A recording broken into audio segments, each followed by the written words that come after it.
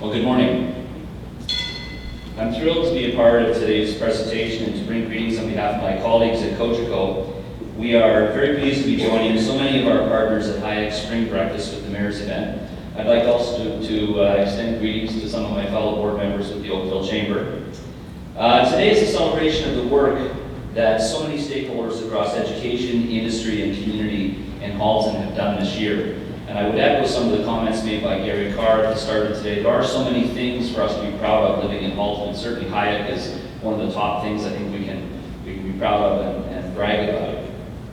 We at Cogeco believe strongly in the capacity of our community's youth. That's why we actively encourage the participation of young people in the creation of our programming as co-op students, reporters, and the subjects of stories spotlighting their achievements, so many of which we've heard about today. We look to these amazing young minds as sources of inspiration. And like all of you, supporting such worthwhile community efforts is something we are firmly committed to.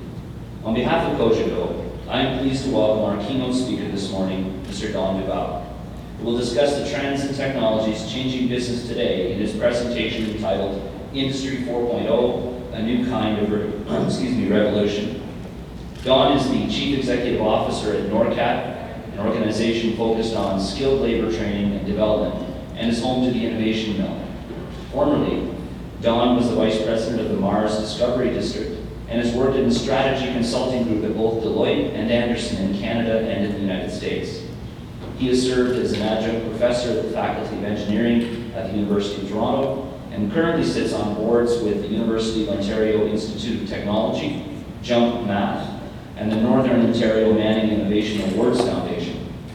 In addition, Don was a top 40 under 40 recipient and a two-time TEDx speaker. So really, he's kind of an underachiever. Now, please join me in welcoming our keynote speaker, Mr. Don Duval.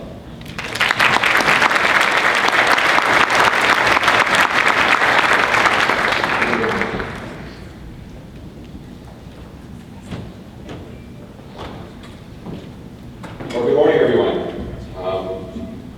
I'm going to attempt to sit as close to the podium as possible to make life easy on the camera fellow, but I'm a bit of a wanderer, so apologies in advance.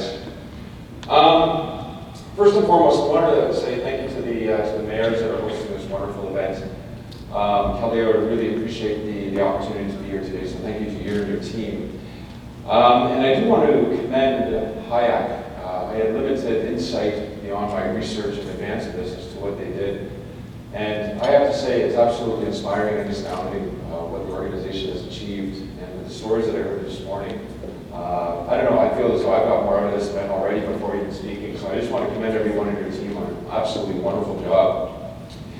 A couple things that were mentioned over the last hour, and thematically I'm really glad they were mentioned around innovation and connectivity.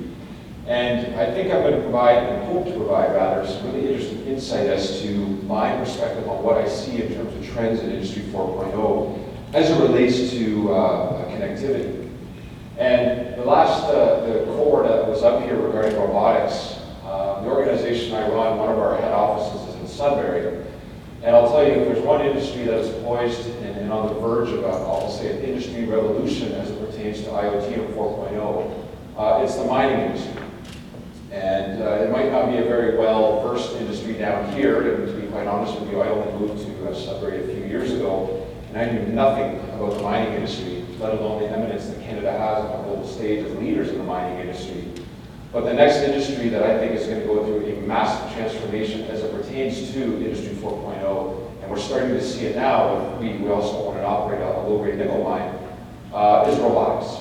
So for the teams here today, if you don't know anything about the mining industry, do some research, because companies are paying big bucks around the world to figure out how to get people away from the danger zones or using automated telecommunication robotics on the ground. So very inspiring, so glad to hear all that.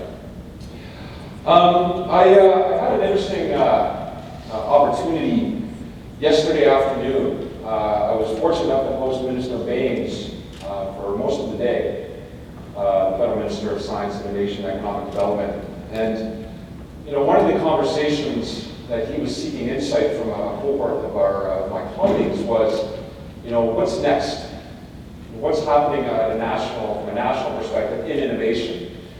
And we talked about an array of things around this premise of, is Canada in the world of manufacturing? And if so, what does it look like? How is it going to change? What are our educational institutions from the high school, elementary, all the way through to post-secondary? What are we doing to build capacity and competency to ensure that we have a stable and vibrant manufacturing industry? Fully appreciating that what it looked like then is going to look very different going forward. We talked about elements of immigration. We talked about entrepreneurship. We talked about connectivity. We talked about creativity.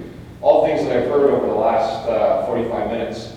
And I can tell you from a national policy perspective, the federal government, led by Minister Bays, is thinking long and hard as to where do we place our bets, where do we make our investments. And one of the questions that came up is, do we place bets on industry-specific threads? Do we say that Canada will compete and invest in clean tech, manufacturing, mining, agriculture, fisheries? Or, as the conversation led itself to be, do we focus on, and some of the comments that you made were very in line, or do we focus on building capacity and competency in our academic institutions to ensure that students have the capability to pivot? And why? Because the world is changing so quickly that if we don't have the skills, the capacity, and the know-how to change on the dime, because the world is changing so quickly, that we will lose from a competitiveness perspective on the global stage.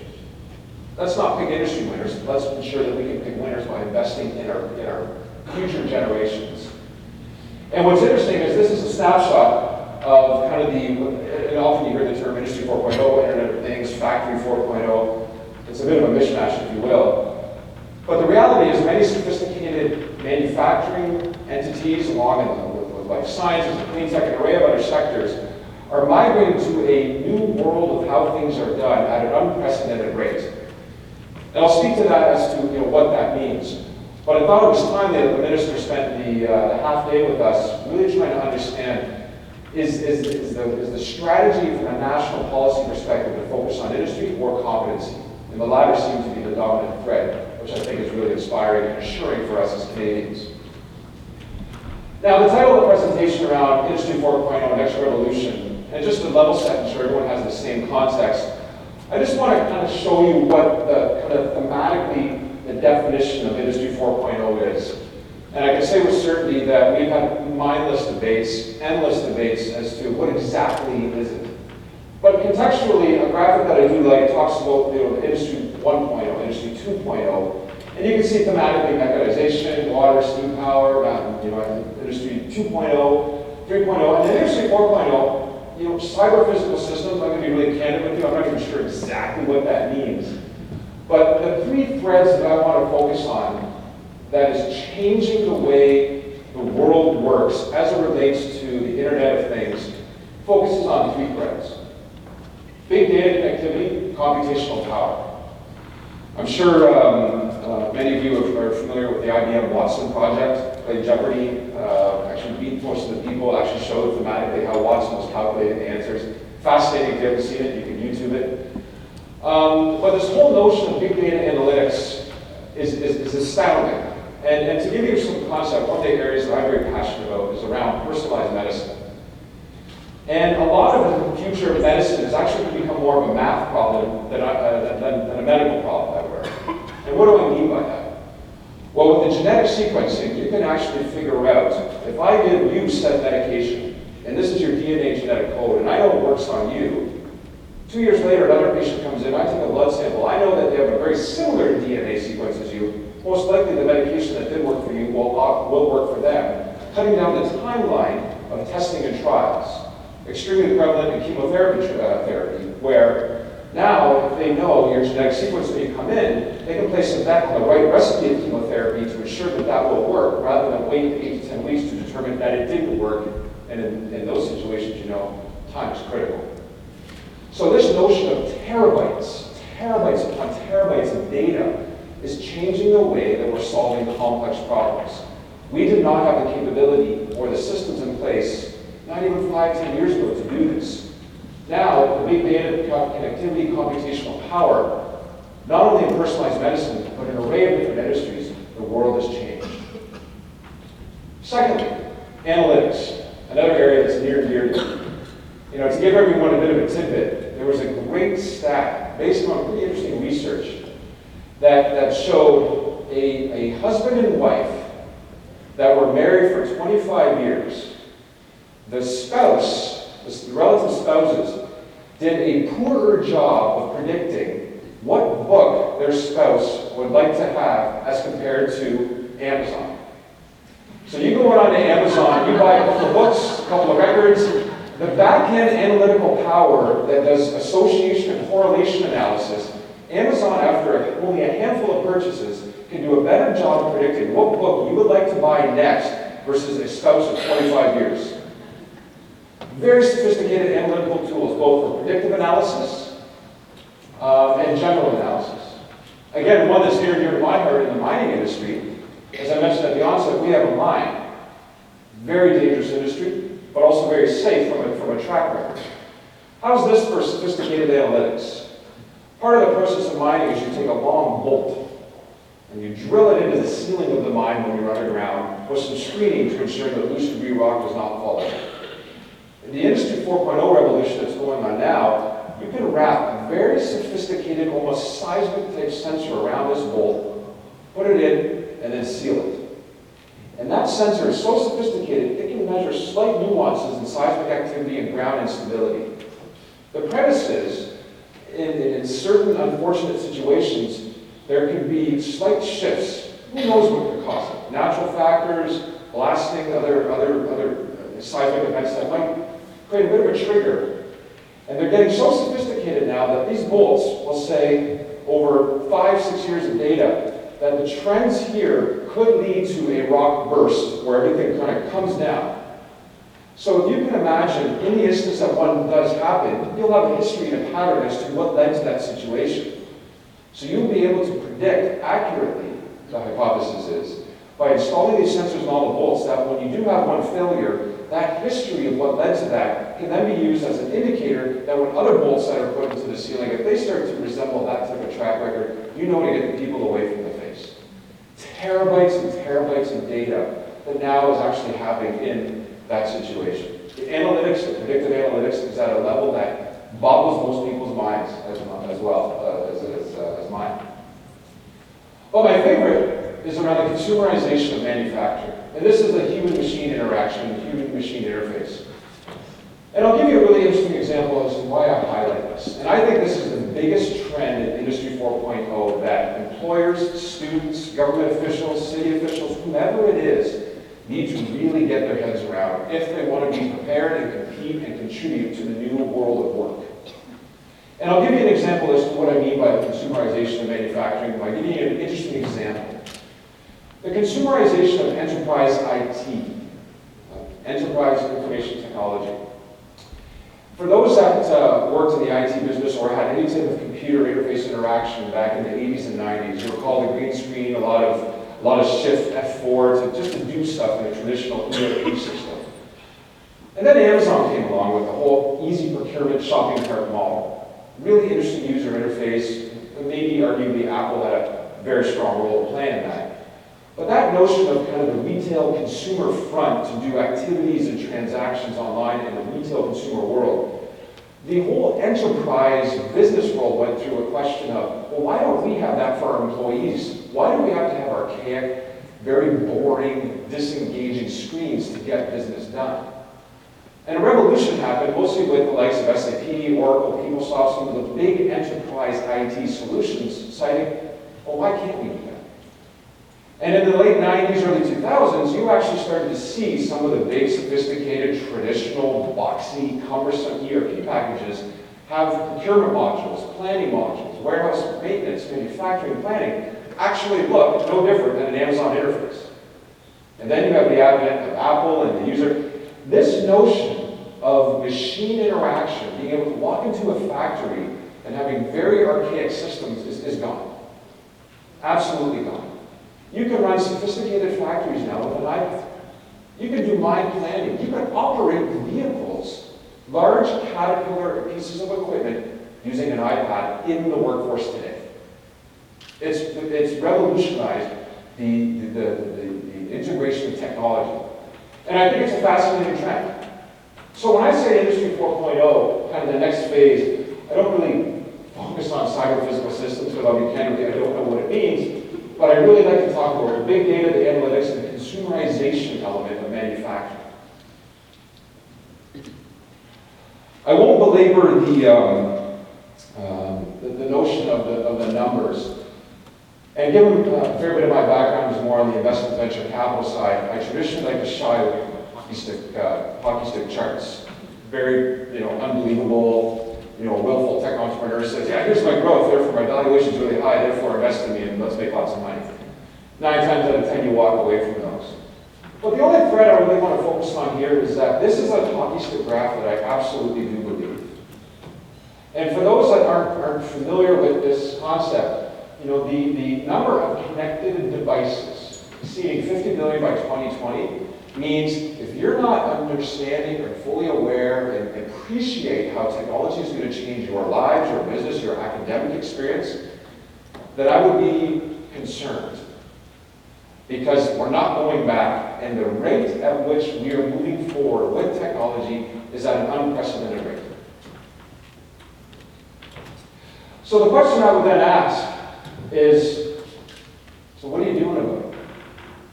For the educators in the room, for the employers in the room, for industry, again, for government, what exactly are you doing about Industry 4.0 and what's next? And there's a lot of different things that I could have spoken about today, but I opted to choose 2. First, focusing on the new world of work. What does it mean to have a job today? And I couldn't ask for a better, and I didn't ask him to say this in advance, but I believe Kyle, and I wrote it down, I don't want a desk job. I couldn't have placed a better comment for someone speaking before me, so I have to appreciate that. And I have to commend the individuals on the video, because the video had a handful of snippets that further elaborate and complement your comment as a millennial coming up here saying, I don't want a desk job. You are representative of probably 90% of your generation. So, what do employers do about that? What do you need to do about that? And you know what? If people aren't responding and acknowledging, then there's going to be a problem. There's going to be a disconnect. So I want to speak a little bit around the new world of work, share a few examples of what some companies are actually doing, recognizing that that is the new world of work in terms of the millennial workforce. The second thing I want to talk about is outsourced innovation. And I'm going to share examples of what outsourced innovation means by actually sharing a Sudbury story. And it's a story that I think can be applied to any community across our country. And it's one that I think and hopefully will surprise you in terms of how our economy is maintaining its vibrant innovation ecosystem.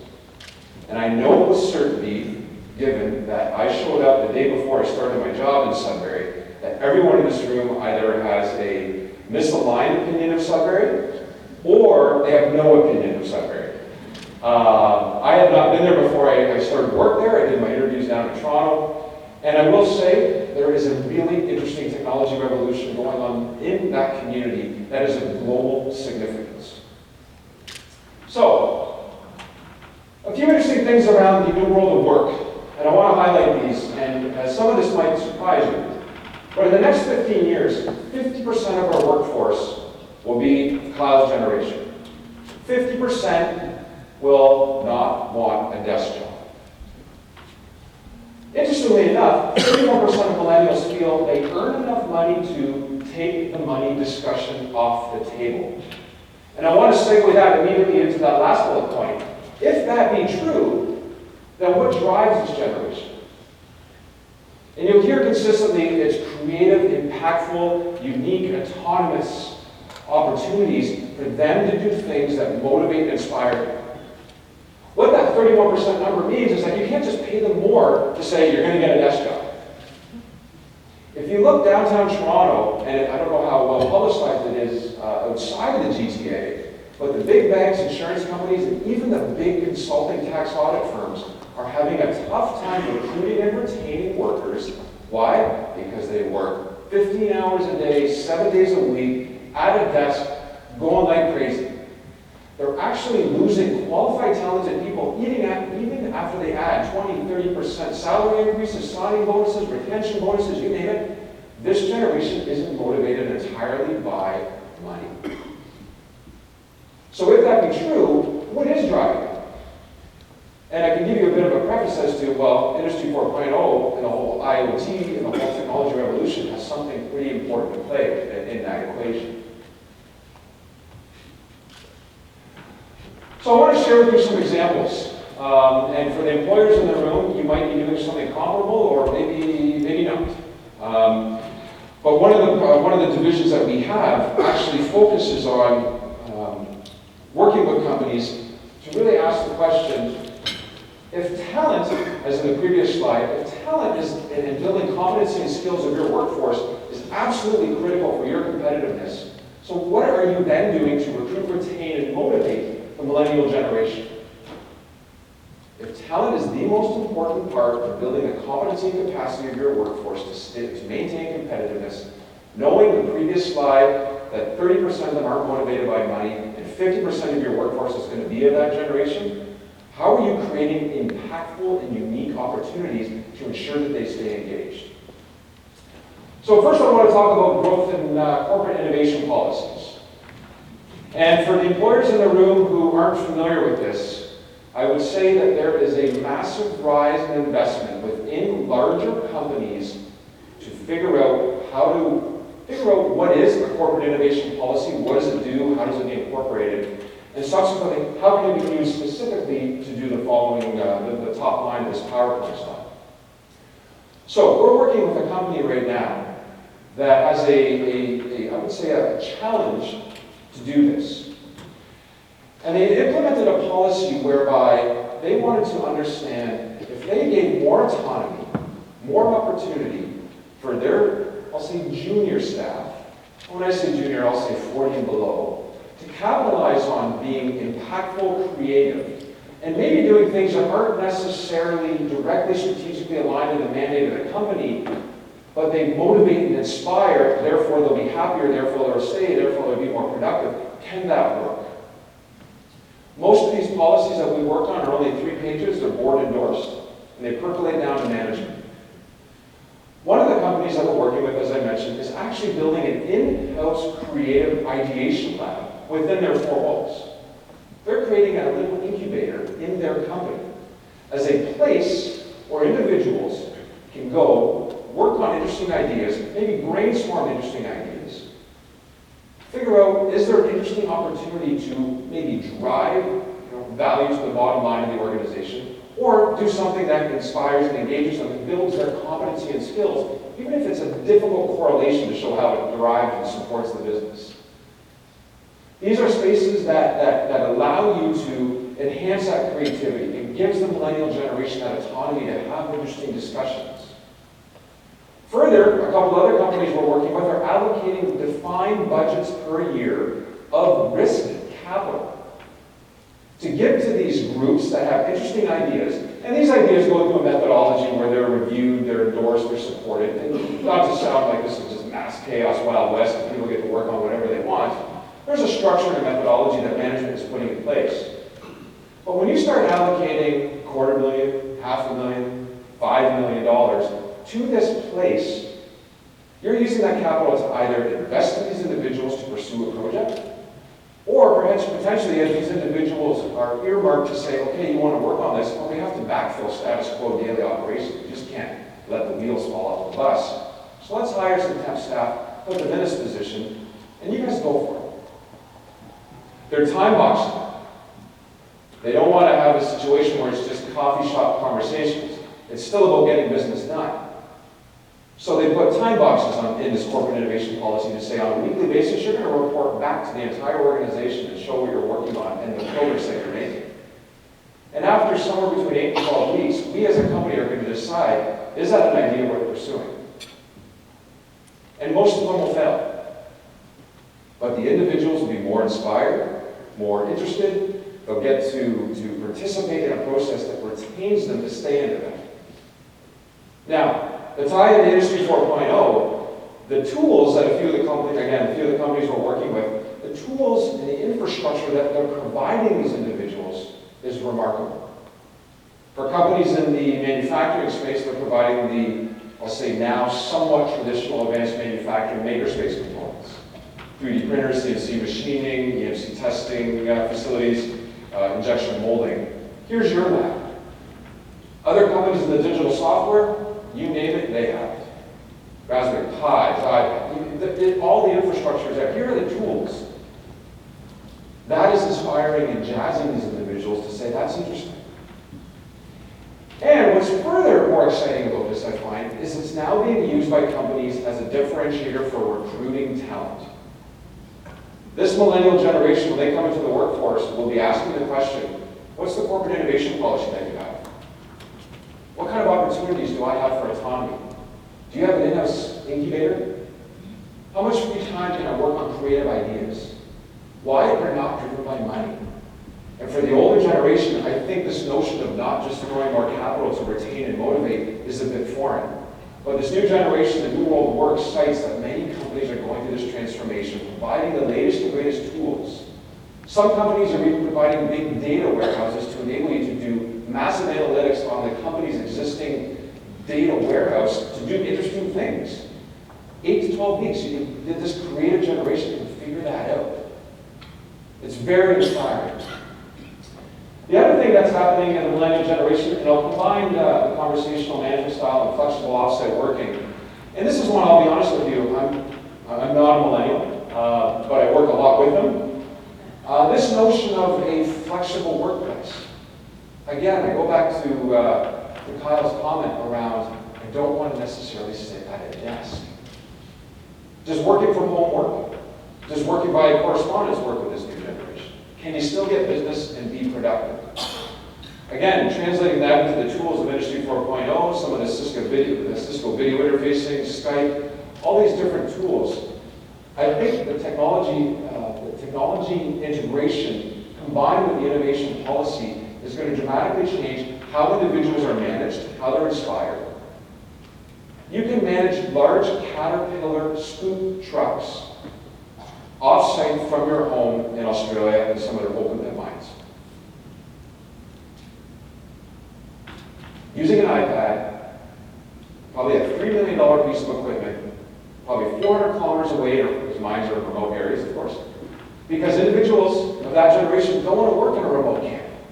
So technology in Industry 4.0 is creating this, it's almost forcing this notion, at least, and again, I'm being a bit specific on mining for this example, but in Australia, individuals work at home with an iPad operating a multi-million-dollar piece of equipment. Why? Because they don't want to go to camp in the middle of the desert and live in a modular home for 2 weeks on, 5 days off, 2 weeks on, 5 days. It's not what they want. So the world's changing, and employers need to recognize that. And the last thing, I already briefly highlighted this generation wants to have access to the latest and greatest tools. This notion of, we'll just go in and figure things out and be a crazy wild tech entrepreneur and let us be purely entrepreneurial within the four walls and do whatever we want. No. They're actually looking for a little bit of structure. They're looking for the business model canvas tools. They're looking for very rudimentary risk matrix analysis. They want to understand the business process, but the way that they want to achieve their objectives and be inspired is very different than it was 10 to 3 years ago, let alone 5 years ago. So I wanted to share just 2 interesting examples to show that I'm not making this stuff up.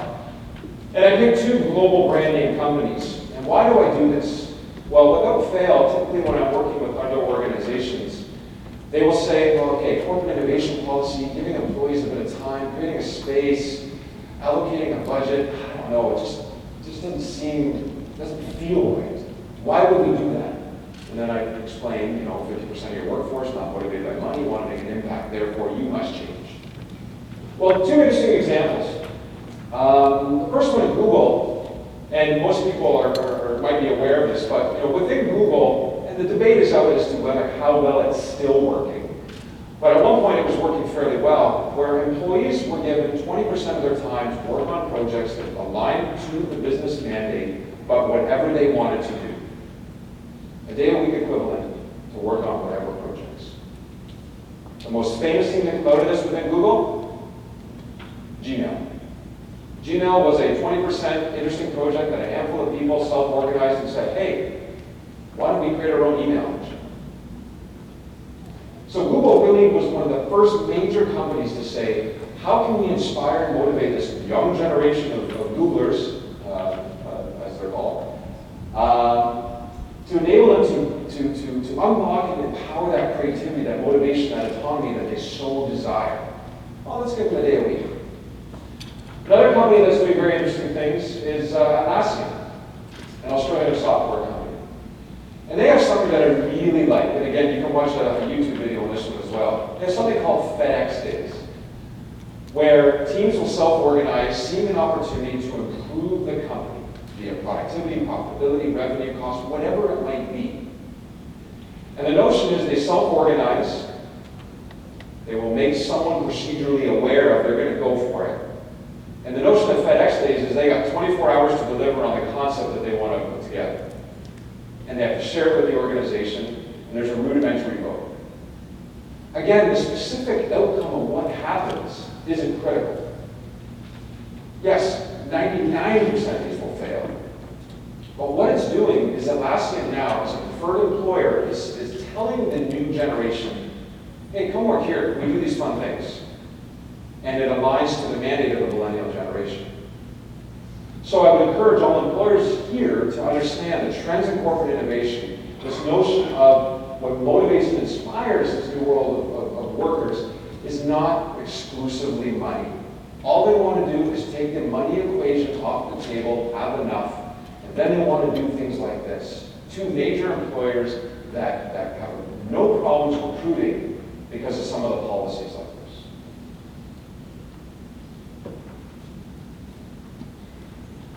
So, that's the new world of work and the tools as it relates to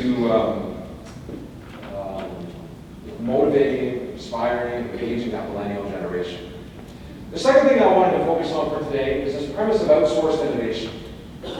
And I don't know how many of you have heard of the concept, but if you're not familiar with it, what I want to do is put it into context through an example in Sudbury. And again, as I mentioned at the onset, you're probably not overly familiar with Sudbury, and 4 years ago, I was not alone, or sorry, you were not alone. I was in the same boat. Again, I didn't have a negative opinion of the community, I just had no opinion of the community.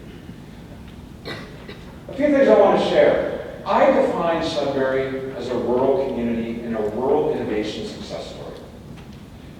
Sudburyans born and raised in that community don't like it when I call it a rural community.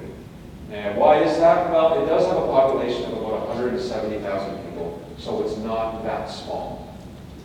A few of the interesting elements of it, obviously, Stomp and Tom, very famous song, Sudbury Saturday Night. You haven't lived until you've experienced what a Sudbury Saturday Night is. It is a real thing. It happens once a year, and it's chaos. And it's fun. And you can hear just about every street corner blaring that song on repeat, so when it's done, you're like, thank God, Sudbury Saturday Night is over. Both here and here, Sudbury is home to the second largest science center in Canada. Just, it's actually not far behind the one on the east side of Toronto, the Ontario Science Center. Second largest science center, also the 8th largest science center. We have two. Science North, Dynamic Earth. Dynamic Earth is a mining geology exclusive science center. Many of you probably don't know, Sudbury has the 3rd largest film festival in Canada. It's the week after TIFF, and you literally can see thousands of cars going up to the 400 for all these hardcore movie TIFF goers, or movie goers, whatever, I'm not sure if they even have a name. But anyway, they come north immediately after that. We have 330 lakes. I define Sudbury as kind of the northern Muskokas. The Sudburyans don't like that. They like to distance themselves from that region and have their own brand. 330 freshwater lakes, most of any community in the country. We have 3 academic institutions, Laurentian, Cambridge College, College Boreal. We have the Snow Lab, and interestingly enough, in a matter of about 15 minutes this morning when I arrived, I know there's a handful of Queen's grads here, but Professor Art McDonald from Queen's University, who works in Sudbury in the Snow Lab, 2.5 kilometers underground, was the Nobel Prize winner. Many of you heard about, I think it was announced about 3 months ago. So we have a Nobel laureate in our community. So, that said though, we're relatively small. And in order to compete as a community, our level of collaboration, civic engagement, community champions, which I heard this morning multiple times, we had to really figure out an interesting, creative way in order to compete. And why this relates to Industry 4.0, Sudbury is an advanced manufacturing mining town. So our industries, you can quickly envision what they're like. And for us to stay ahead of the curve, we are really thinking about the next advent of hardware, software, integration, big data, analytics, consumerization of manufacturing. I would say we're thinking about it more than any other community in Canada. Maybe with the exception of this region, Oshawa, Windsor, and a few others that have unbelievably talented and vibrant manufacturing industries. But I tell you, it's a huge part of our conversations as to what are we doing next. So I want to talk about the outsourced technology revolution in our community. So I want to just, in order to do this, and put perspective what I mean by outsourced innovation, is I want to just share with you a bit of the history of the mining industry specifically. And I think this actually corresponds very well with the manufacturing industry in general. About 15 years ago, two of the largest Canadian mining companies, Inco and Falconbridge, were acquired by Vale and Xstrata, and now subsequently Glencore. With this transaction and an array of other factors, historically the R&D innovation departments within these groups that were vibrant, major employers in our community, with this transition of foreign ownership, with this transition of the new world of work and a handful of other variables, the internal R&D development innovation groups within these companies has almost gone to zero. The in-house R&D departments, engineering departments of the big mining companies in Canada is nothing like it was 20, 30 years ago. It's mostly the skilled labor workforce that goes down to the bottom and pulls the ore out of the ground and makes stuff.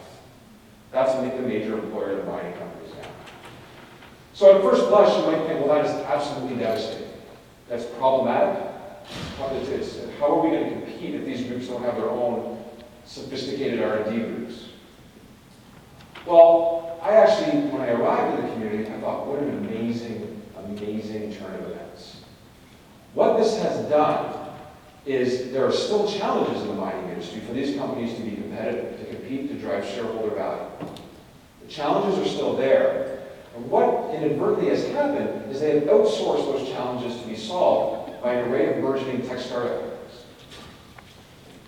So what we call the mining supply and service, there are 40,000 people employed in Ontario, and a huge economic impact, lots of companies, serving 43 active mines.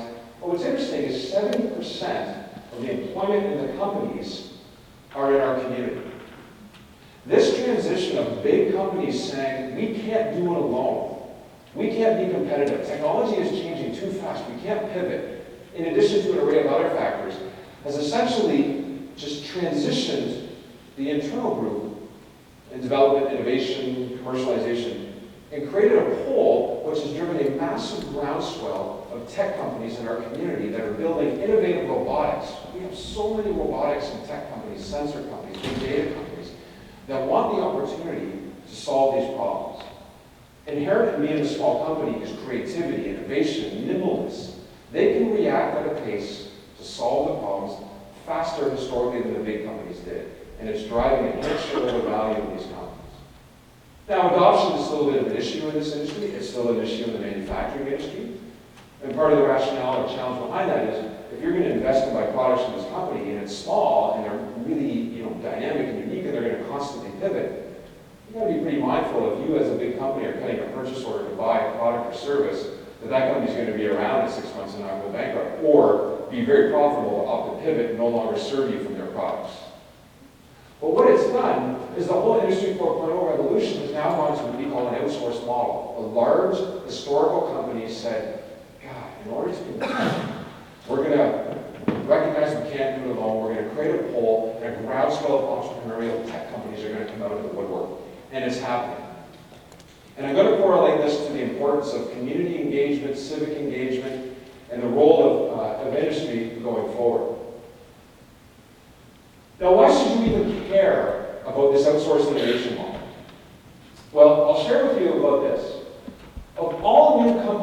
started today in Canada, only 4 to 10% of those companies will become high-growth firms. And by high growth, I mean these are companies that are going to create a material amount of jobs for our economy going forward. But what I think is more salient, of that top 4 to 10%, only the top 5% are going to drive 2/3 of all new job creation. So from a public policy, governmental perspective, the whole outsourced innovation within our community is a good thing. Why? Because it's driving job creation at a faster rate than the larger companies work. These companies not only serve the likes of the ones in our own backyard, but they're serving customers in manufacturing, in the sewer, water, the oil and gas industries around the world because they have the option to diversify.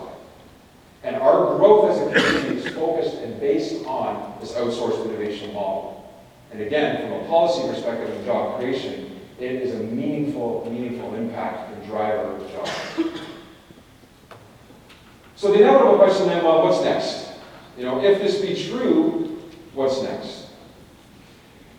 And I was very excited to hear some of the concepts around community champions, civic engagement, civic leadership.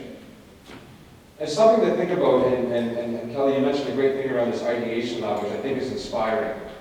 And here's a story that I'm hoping inspires you.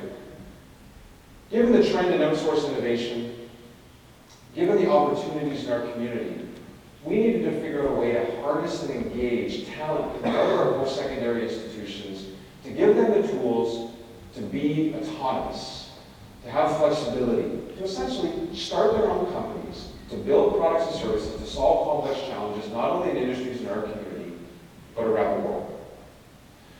And this is an individual, a fellow named Tom Fortin. Tom Fortin is a tried and true entrepreneur, very successful, started and sold many companies, owns IP, and some very well-known companies that you would know. And at a very young age, he approached our organization and said, I want to do something to ensure that Canada can compete in the manufacturing industry. It's how I made my money, it's how I earned my credentials. I want to give something back. What do we need to do? And he and I brainstormed, and ultimately he came up with the idea of, well, let's build a very sophisticated advanced manufacturing makerspace. These individuals coming out of these schools don't want to work for the big companies because they're not really aligned. So they want to start their own company. So let's build some programmatic content. Let's build a very sophisticated sandbox where, yes, they can learn, yes, they can play, but more importantly, they can get business done, start a company, and build it and grow it to drive major job creation for our community. Tom actually contributed most of the money to this facility. And this is a multi-million-dollar facility within our building in the Sudbury region. Not only did he contribute the money, he built it himself. I had to convince him to include his name in the space called the Fortin Discovery Lab. What this has done to the post-secondary students is inspiring. Here's an individual who has earned his keep, done very well for himself, and is contributing by giving back to build a space to enable these young grads an opportunity to start their own companies. The notion that he got on his hands and knees and built them himself mattered. Civic, entrepreneurial champion leadership has created a community of 175,000 where most of the individuals in the colleges and universities now know this individual. They want to come work here to do their own thing because of the story that he has, his brand. Born and raised, very successful, companies around the world, companies and customers around the world, and it matters. If it were me, if it were a government official, if it were someone who didn't have the entrepreneurial tech innovation credentials, this would not be successful. I can say that with certainty. So this has now become a model for us to say, okay, that's the advanced manufacturing industry 4.0 IoT space. Now we're looking for someone in the software world. Now we're looking for someone in the mining world.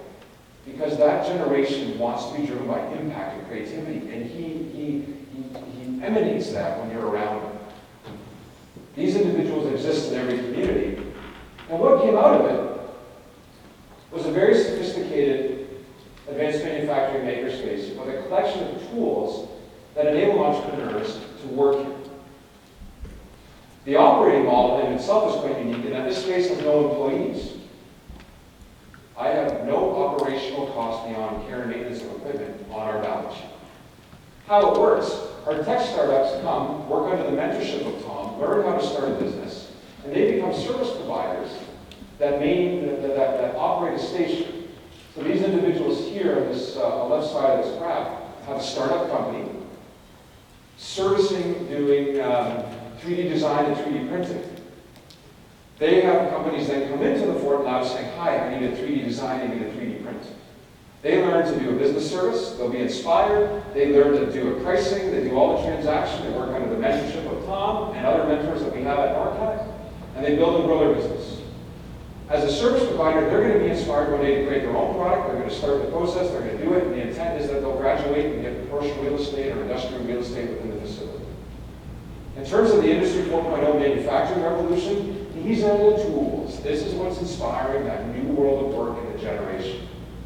We've had hundreds and hundreds of entrepreneurs come through here wanting to get access to get business done. So, in conclusion, I just want to share a few interesting things as to what we're doing. We've recognized that to capitalize on this new trend of work, to capitalize on the outsourced innovation, growth in tech entrepreneurs, part of our, NORCAC's a bit of a conglomerate. One of our divisions is a regional innovation center, not like Halton, who I believe was here. We're transforming our model to be what I initially called a platform, but late last night I said no, it's more of a springboard, where we're actively seeking out community business champions, academic champions, tech entrepreneur champions, to be the face of our company. They want to contribute and give something back to inspire this new generation to start companies. These individuals are also inspiring the larger companies to think differently around corporate innovation policies. And if you're looking for a recipe as to what characteristics you want to find, we figured it out, we think. Individuals who have the passion, the credentials, and most importantly, the time. Finding all three together, one might argue, is going to be near impossible. We now have individuals knocking on our door saying, I would love to contribute back to our community. I'm willing to volunteer my time. I'm willing to contribute my capital. Because we know that the new world of work, the outsourced innovation model, is changing the way that we need to compete on the global stage. And finding these individuals and providing a platform, and everything I heard today about HIAC and the Aggregation Lab, you're leading. You're absolutely leading. It's inspiring. And for anyone who shies away and says, we're going to do it ourselves, you can't. And I've heard that today. These are the traits that we're looking for. So in closing, I put this up more for interest, and it was kind of interesting about 3 years ago. But I was asked to speak, and then subsequently speak again on it in 2014, but it's actually from 2013, around, can Canada compete, and should we even bother with the manufacturing industry? And I thought it was a tall order and a tall request. But I'll tell you, the conversation that we had with Minister Baines, there's a strong commitment by the federal government to say that absolutely, we need to have the trades, the skills, and the competency to do so. But what was really interesting, and it ties back to this, is the way that we compete, given the adoption, the immersion of technology, what motivates our new workforce, the tools and the technologies, the way that manufacturing, and all industries for that matter, it looks so different. And the rate at which it's growing and changing is changing at an unprecedented rate that is, again, almost difficult to get your head around. So the question I intended to answer in this is should Canada be in manufacturing or not? And I'll let you figure out my opinion in the end. But with that, I just wanted to say I really appreciated the opportunity to come here. My father lives in Campbellville, so I'm going to get a chance to see him going up Walker's Line and see him on my way home, so I also appreciate that. I don't see him that often anymore. But I think everything that's happening is inspiring, and once again, thank you very much for the opportunity, and if you have, I don't know if there's any time for questions, but otherwise I'll be around for a little bit. But again, thank you very much.